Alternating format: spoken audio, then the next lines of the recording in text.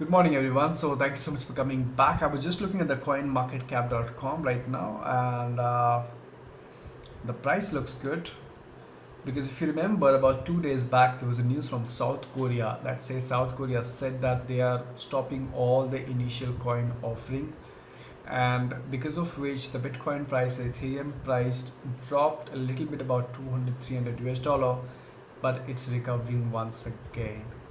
So all the drops that you see in the cryptocurrencies markets are temporary. None of them are permanent. Alright, before that guys, if you're in India, I want to wish all of you a very happy Dashera. And if you're not in India, still a very happy Dashera to all of you.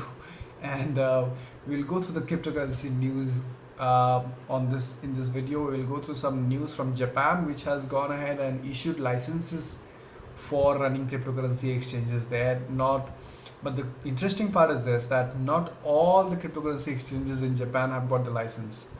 Only 11 of them have got the license to operate, because there are some criteria that these exchanges have to meet in order to be operational in Japan. So that's a very interesting news that we will go through as well.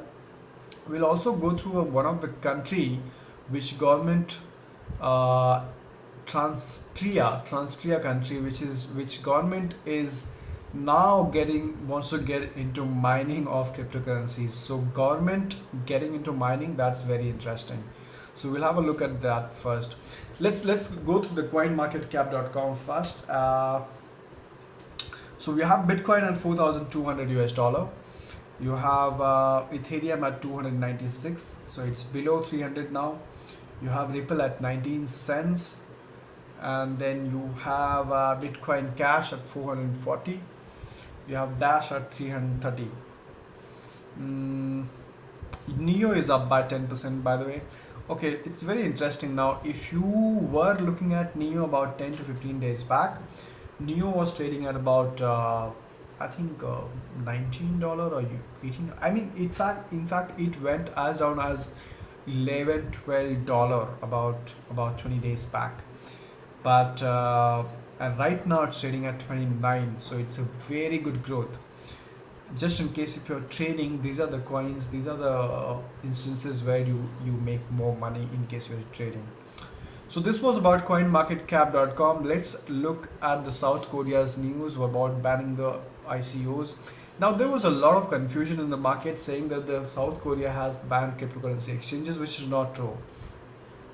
What South Korea has banned is just the initial coin offering, not the cryptocurrency exchanges. It is China which has banned cryptocurrency exchanges and initial coin offering both. So there is a difference.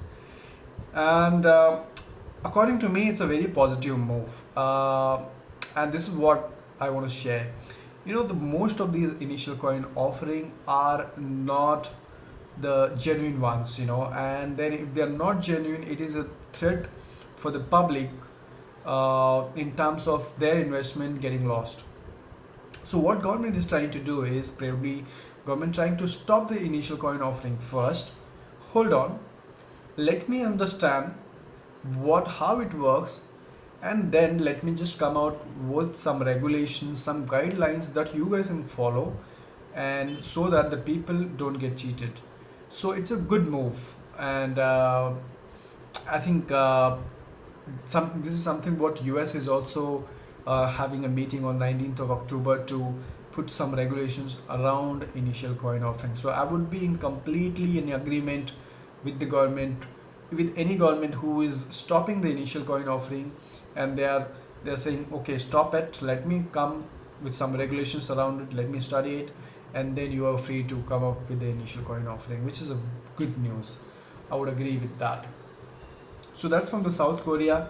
Let's have a look at this government. So now governments have started getting into mining. So far it was only people. Now it is the government who wants to mine Bitcoin and other cryptocurrency. That's very interesting.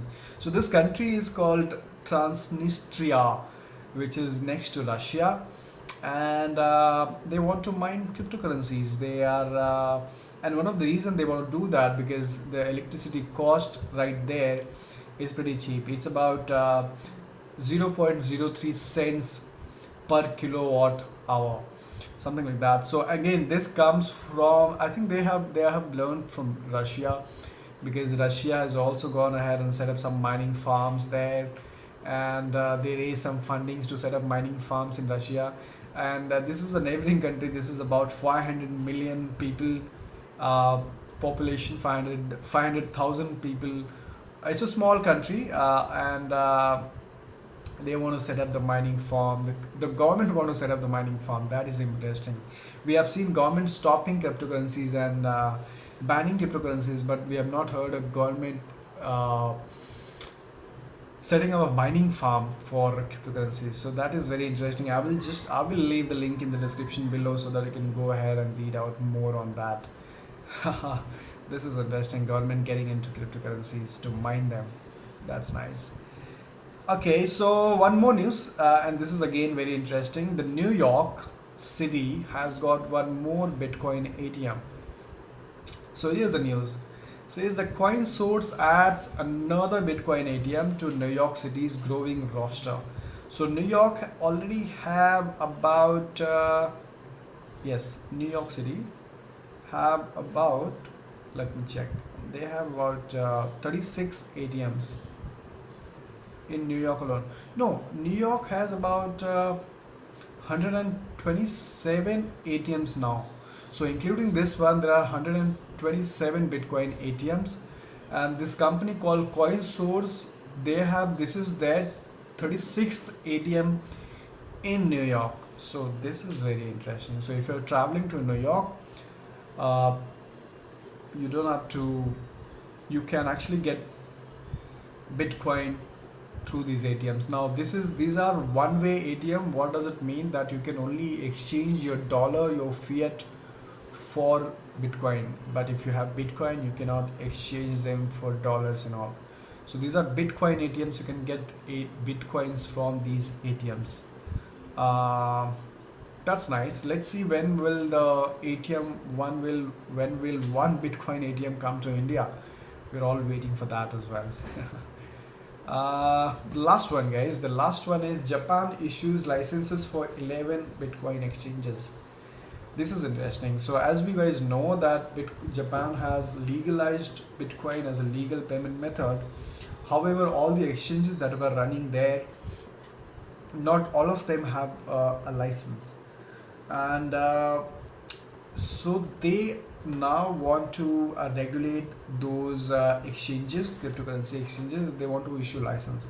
Now the interesting part is this: out of all the Bitcoin cryptocurrency exchanges that were running there, out of all those exchanges, only 11 cryptocurrency exchanges managed to get the license to operate. And there are reasons for this. There are some criteria that Japanese government has put into place if you want to be an operator of a cryptocurrency exchange. So a couple of them are so here's the news. He said the licensing enforces certain operational requirements for the exchanges, including high standards for cybersecurity. It is important because if you don't have a high standard of cybersecurity, you may lose fund. And this is something that has happened with Mt. Gox back in 2013 or 14, when this was hacked and people lost millions of Bitcoin into that hack. So they want to avoid something like that. So it says you should have a high standard of cybersecurity and the segregation of customer accounts and the verification of customer identities, like KYC. They are talking about KYC like how we are doing it right now in India. All the KYC, all the Bitcoin exchanges, cryptocurrency exchanges today in India have a KYC in place. That means they know who is buying Bitcoin from there by linking their bank account and linking their Aadhaar card, PAN card, whatever. So these are the two criteria that they have mentioned right now. And so far only 11 Bitcoin exchanges managed to attain the Japanese license to operate cryptocurrency exchanges. That's very interesting. Let's see what, I think there will be similar like this, that exchanges in India will also have to go through licensing. Right now, all of the exchanges that we have in India are self-regulated.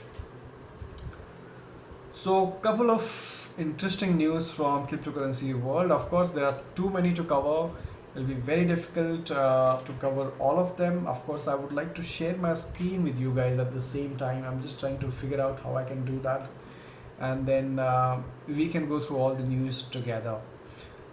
So that's it for new. That's it for now, guys. Enjoy your festival, and do let me know if you have any questions or feedback in the comment box.